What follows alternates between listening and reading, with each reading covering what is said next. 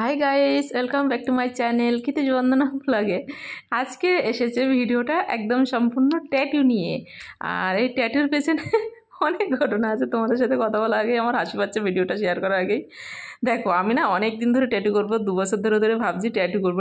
মানে আমি যখন ডিউটি করতাম নার্সিংহোমে, তখন থেকে মানে আমার বান্ধবীরা সবাই ট্যাটু করছিল। এবারে আমিও তখন থেকেই চলে নিচ্ছি ট্যাটু করবো। বাট আমি ট্যাটুটা মানে আমি সাহস করে উঠতে পারি না, এত ভয় লাগে, এত ভয় লাগে। আমি ওদেরকে বারবার বলতাম, দেখ লাগে লাগে। ওরা আমাকে কোনোদিন না মানে বলতো না যে কম লাগে, ও বলতো না লাগে রে, লাগে, কষ্ট সহ্য করতে হয়, এরকম বলতো। ওই যে ভয় না, আমি অনেকবার গেছি পার্লারে গিয়েও আমি ট্যাটু করার মানে কথা বলেছি, মানে কত কোনটা কত মানে এইভাবে দামও করেছি, বাট আমি বেরিয়ে এসেছি ভয়ে। তারপর দেখো আজকে যে ট্যাটুটা করতে পারবো না, আমি স্বপ্নেও ভাবিনি কোনোদিন, আমি ভেবে যাইও নি। ঘুরতে বেরিয়েছি, তো হঠাৎই ঘুরতে গেছি, গিয়ে তো ঘুরতে ঘুরতে এই দোকানে যে ঢুকবো জানি না। তো আমি ক্ষিতিশ আমার অনেক দিতে পারে যে ট্যাটু করো, সবাই করছে, তোমারও ভালো লাগবে, তুমিও ট্যাটু করো। হ্যাঁ, ওরও খুব ইচ্ছা আমি ট্যাটু করি। তো যাই হোক, এবার আমি এসেছি মেলাতে। তারপরে এই দোকানটা দেখেছি, হ্যাঁ, তো মধ্যমগ্রামে। তো আমাকে বলছে চলো এখানে একটু যাই। তখন আমি বলছি কেন, আমি ট্যাটু করবো, বলো। তাহলে হ্যাঁ করো। ও সাথে সাথে বলে করো, আর সাথে সাথে টেনে নিয়ে আমাকে ওখানে চলে গেছে। হ্যাঁ, এবার আমি কিন্তু ভিতর থেকে ভয় পাচ্ছি, মুখে এরকম বলেছি, কিন্তু সত্যি সত্যি যে আমাকে বসিয়ে দেবে ভাবতেই পারিনি।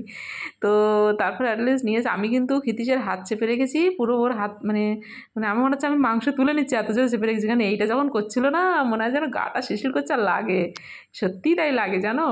মানে এটাতে টানতে লাগে, যখন কালারটা করছিল তখন অতটা লাগে না, বাট এটা যখন টানছিল খুব লাগছিলো। আমি তো পুরো পাথরের মতো ধরে বসে আছি, আর সবাই আমাদের তাকিয়ে আছে। তো যাই হোক, একটা মানে ইচ্ছা ছিল, সেই ইচ্ছাটা যে আমি পূরণ করতে পেরেছি, মানে ভাবতে পারিনি যে ইচ্ছাটা এইভাবে পূরণ হয়ে যাবে। আরেকটু ইচ্ছা আছে, মানে আমি এটা ছোট করে ফেলেছি, পরে বুঝলাম আমাকে 2 হাতে করার আছে। তো সেটা পরে করব, আগে কেমন লাগে সেটা একটু করে দেখলাম। তবে সত্যি যারা ট্যাটু করার কথা ভাবছো কিন্তু ভয়ে করতে পারছো না, তারা করতেই পারো। কারণ আমি খুব পুতু টাইপের, মানে আমি ব্যথা কষ্ট যন্ত্রণা মানে সহ্য করতে পারি না। আবার যদি মনে করি না আমি সহ্য করবো, তো খুব সহ্য করতে পারি। তো সেই কারণেই সাহস করে ফেললাম। তো আমি যখন পেরেছি, তোমরা অবশ্যই পারবে। তো তোমরা যারা অনেক দিন থেকে ভেবে রেখেছো ট্যাটু করবো, তো অবশ্যই যাও, কে ট্যাটু করে নাও।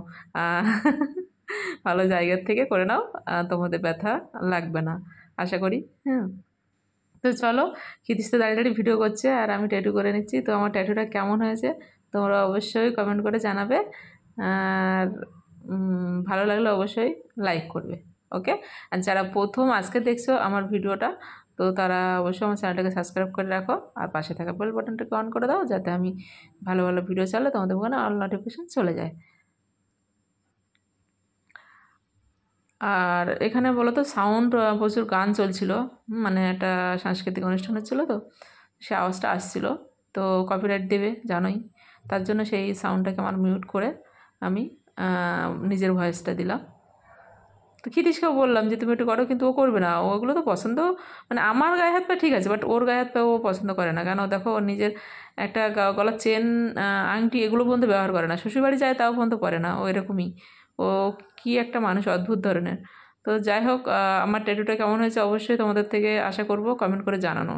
তো কমেন্ট করে জানাও। আর পরবর্তীকালে যে আমি আর মানে ট্যাটু করব ভেবে রেখেছি, বাট কেমন ধরনের ট্যাটু করলে ভালো লাগবে সেটাও তোমরা কমেন্টে অবশ্যই জানাবে। ওকে।